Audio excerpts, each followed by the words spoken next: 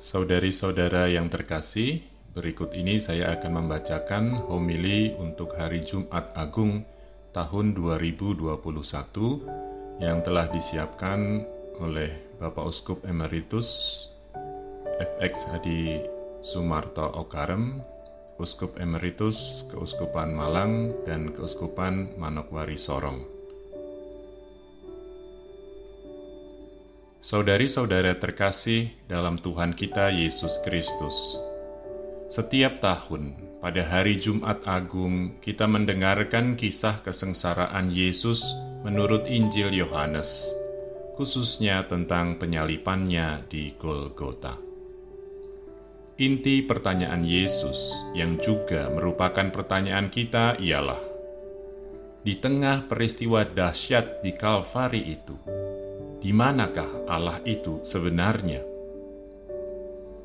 Di dalam bacaan kedua dari surat kepada orang Ibrani tertulis, dalam hidupnya sebagai manusia, ia telah mempersembahkan doa dan permohonan dengan ratap tangis dan keluhan kepada Dia yang sanggup menyelamatkannya dari maut, dan karena kesalehannya ia telah didengarkan. Dan sekalipun ia adalah anak, ia telah belajar menjadi taat dari apa yang telah dideritanya, dan sesudah ia mencapai kesempurnaannya, ia menjadi pokok keselamatan yang abadi bagi semua orang yang taat kepadanya. Saudari-saudara seiman dalam Kristus Yesus, dari kitab suci ini kita dapat belajar dan memahami siapakah Allah itu sebenarnya. Dan kita dapat memahami apa yang sebenarnya terjadi dalam Jumat Agung ini. Yakni bahwa Yesus sebagai Putra Allah adalah sungguh Allah, tetapi sekaligus ia adalah manusia seperti kita, namun tidak berdosa. Dengan demikian, ternyata tidak ada jurang yang dalam atau jarak yang sangat jauh di antara Kristus dan kita manusia. Ternyata aneka pencobaan, masalah, dan kelemahan kita dialami juga oleh Yesus. Ternyata kita ini sungguh bersatu dengan Yesus. Tetapi bukan hanya dengan Yesus sebagai manusia, melainkan juga dengan Allah sendiri. Hal itu ternyata mungkin dan sungguh terjadi dalam diri Yesus sebagai manusia yang tergantung di kayu salib. Apakah akibatnya? Sejak Yesus disalib, tiada seorang pun yang berada dalam situasi yang sangat menyedihkan, seolah-olah kita ini terbuang. Padahal justru dalam penderitaan kita dapat bertemu dengan Kristus. Ternyata dalam kesulitan atau penderitaan kita, Dia berada di samping kita. Karena dalam mengalami tantangan dan penderitaannya, Yesus tetap bersatu dengan Allah. Karena itu, sesudah penderitaan dan kematiannya, Ia justru dianugerahi Allah dengan kemuliaan dan keagungannya. Saudari-saudara umat Allah yang terkasih, dalam hidupnya di dunia ini, Yesus sebagai manusia seperti kita hidup dengan daging dan darah. Ia tidak menjauhkan diri dari kita manusia. Ia bergembira, berdoa, sedih, dan juga menangis. Tetapi ia memperhatikan orang lain. Ia ikut merasakan keadaan orang lain. Ia memiliki kompasio, rasa kasihan terhadap penderitaan orang lain. Ia telah mengalami segala kesulitan hidup. Karena itu, ia mengetahui segala kesukaran kita. Ia mengenal situasi dan kondisi kita, baik lahir maupun batin. Karena itulah ia memiliki kompasio, tahu berbela rasa. Bila dalam Minggu Palma umat menyambut Yesus sebagai Raja dan berseru, "Diberkatilah Dia yang datang dalam nama Tuhan, Hosana di tempat yang maha tinggi."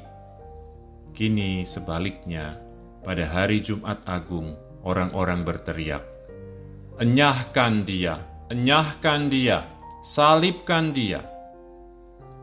Orang banyak yang berteriak-teriak itu terdiri dari orang-orang yang beragama fanatik, atau kaum Farisi, atau serdadu Romawi, atau anggota Sanhedrin, atau Raja Herodes, atau Pontius Pilatus. Pendek kata, mereka itu adalah orang-orang yang tanpa berpikir secara benar dan jujur, ingin menghentikan masalah masing-masing yang mereka hadapi, dan supaya bagi mereka dapat hidup dalam masyarakat menurut keinginan mereka sendiri. Saudari-saudara yang dikasihi Tuhan, apa arti penyaliban Yesus itu bagi kita? Kita harus tahu dan menyadari bahwa Yesus menderita dan disalib bukan hanya karena kesalahan orang ini atau itu. Janganlah kita ini ingin tahu dengan tepat siapa yang membunuh Yesus, Mahkamah Keagamaan Yahudi, Raja Herodes, atau Pontius Pilatus.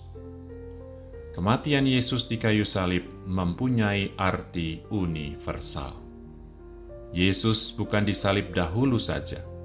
Sekarang pun Yesus disalib lagi dalam diri setiap orang yang memang tidak mau mengenal dan bersatu dengan Dia. Orang yang sombong, yang tidak adil, orang penipu, orang yang hanya mencari kepentingannya sendiri, yang kikir dan tidak mau menolong, benci dan tidak mau memaafkan orang lain, orang yang selalu merasa benar dan masih banyak kejahatan lainnya. Orang-orang inilah yang sekarang pun meneruskan penyaliban Yesus di tengah masyarakat kita. Pertanyaan kita ialah, di manakah Allah sebenarnya? Saudari-saudara umat pilihan Allah, Allah berada di salib. Ia tergantung di salib di Yerusalem. Tetapi Ia juga tergantung di salib-salib di seluruh dunia, di mana ada orang-orang yang dikhianati, ditipu, diperlakukan tidak adil, dibenci, dibiarkan hidup miskin dan sengsara, dihina, tidak dihormati. Yesus disalib di mana ada kekerasan, ada rasa dendam. Jalan salib bukan hanya dahulu, sekarang pun tetap harus ditempuh oleh Yesus bersama kita. Tetapi bila kita sadar akan makna salib yang sebenarnya bagi kita, maka Via Dolorosa, jalan duka, bisa berubah menjadi Via Gloriosa, jalan kegembiraan, jalan mulia. Dengan demikian, di tengah penderitaan yang kita alami, Yesus yang disalib menjadi sumber kehidupan bagaikan cahaya di tengah kegelapan hidup.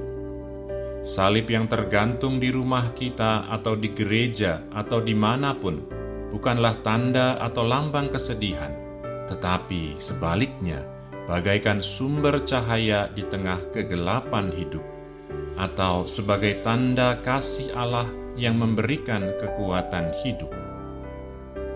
Apabila kita membuat tanda salib, bukan karena kita sedih, kecewa, atau putus asa, melainkan justru karena kita yakin Kristus ada di samping kita dan selalu menyertai hidup dan perbuatan kita.